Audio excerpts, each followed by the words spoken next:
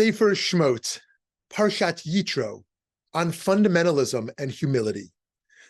America faces challenges we have not seen in generations. Deep elements of resentment and radicalism are set on tearing apart the fabric of the nation. Our ability to argue with humility is gone. Crossing partisan divides is a dire proposition, and violence is seen by too many as a necessary political remedy to return to basic principles.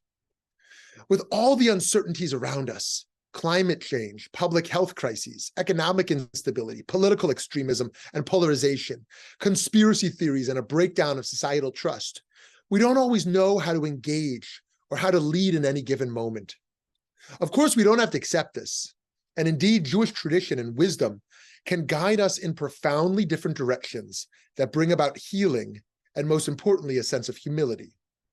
We can live with humble uncertainty and yet also with fervent moral conviction. Parshat Yitro provides us with a profound question. Why do the Ten Commandments, which begin with the phrase, "I am the Lord your God," use the Hebrew word anochi, which means I, instead of the more common ani, which also means I? For generations, this grammatical and philosophical question has intrigued Jewish scholars.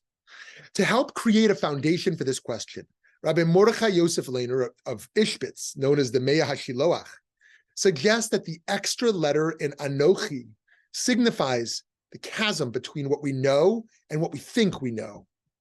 This is the central point of Jewish revelation. Even that which we know so deeply, we only partially know. More critically, getting to truly know God requires us to put aside our egos. The Reformed teacher of Jewish mysticism, Rabbi Lawrence Kushner, writes about another place where Anochi is used rather than Ani.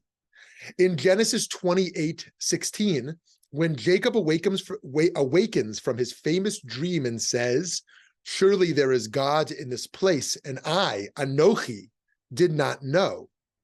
This simple extra I leads Rav Pinchas Horowitz, the author of a Hasidic commentary on the Torah, Panim Yafot, to an important insight.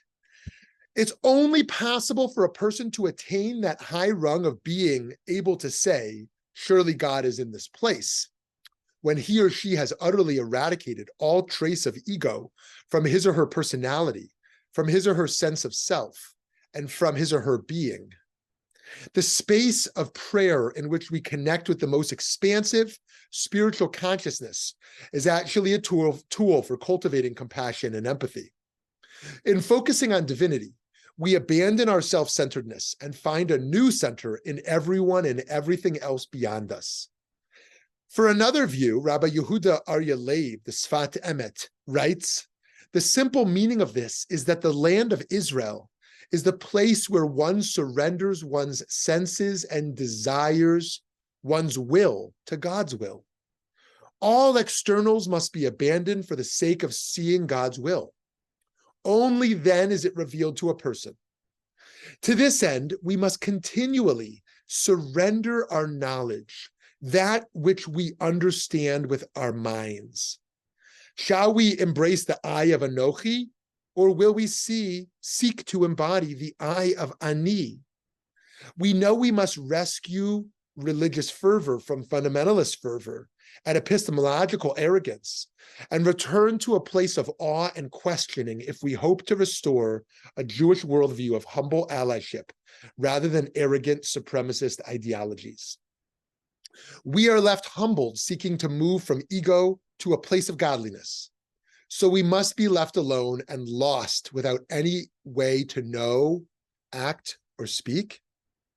The neo-Hasidic teacher and late leader of the renewal movement, Rav Zalman Schachter Shalomi, wrote in Journey Beyond Knowledge, "A real question comes from admitting, Eini Yodea, I really don't know. The admission of not knowing is the prelude to redemption and revelation. So Moshe Rabbeinu himself said, we won't know with what we shall serve God until we get there. Instead, we are awakened to postmodern responsibility. We are called to act when we don't know what is right. We are called to lead when we don't have certainty. We are called to pray when we know not who we pray to.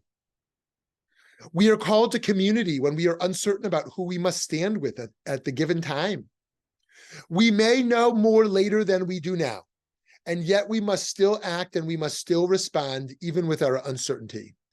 Michael Fishbane writes in Sacred Attunement about what it means to be in a sacred covenant and to our ability to process obligation within new moments of uncertainty. We can accept it or we can deny it, but nevertheless, we are expected to respond to it.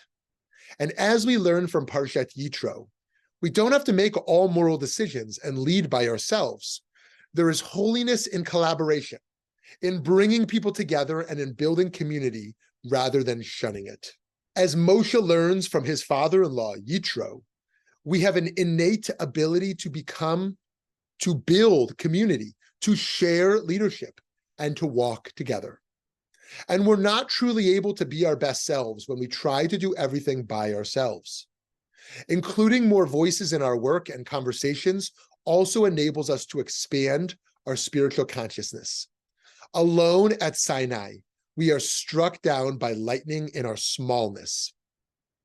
Together at Sinai, we are humbled but united in a bold, albeit uncertain, holy mission to repair the world.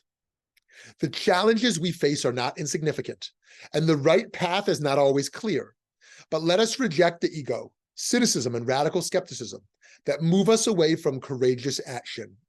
Let us reject fundamentalism that arrogantly offers us pure truth and certainty of conviction.